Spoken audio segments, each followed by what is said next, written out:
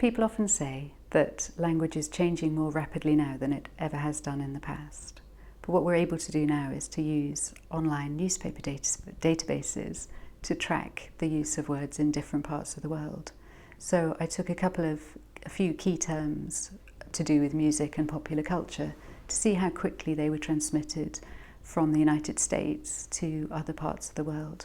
So, for example, the word ragtime was first used in 1896 in the American press, in the mainstream press, but it was 17 years before that found its way into British newspapers. By the time of the First World War, 1915, jazz was first used in the United States. It was found in Britain only 4 years later, so transmission times had changed. This is to do with recording music on record and to do with radio, the beginnings of radio broadcasting. By the time we get towards the Second World War, we have words like swing and funk.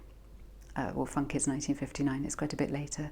But for that whole period, we're starting to see a transmission period of about 2 years. So things happen in the States, they're on the radio, there are records, but perhaps they're a minority interest in Britain. And it takes a couple of years before the mainstream press start talking about these new musical trends.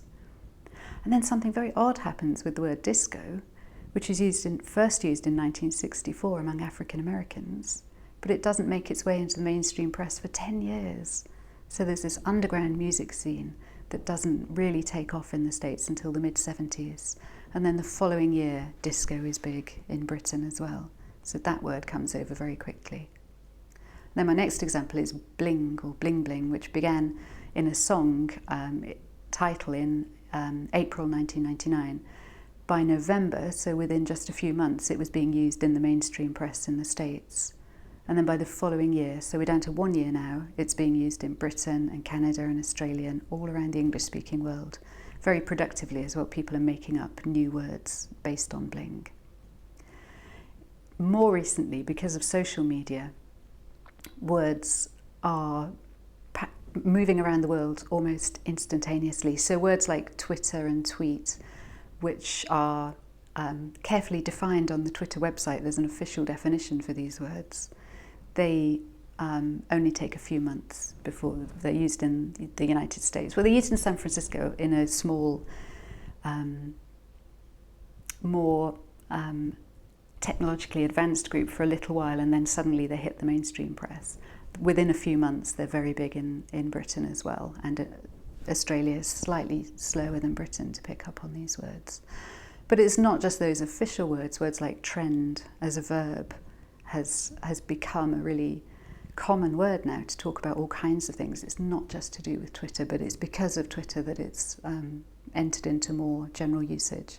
And hashtag as well. We didn't used to talk about hashtag in Britain at all. It wasn't called that.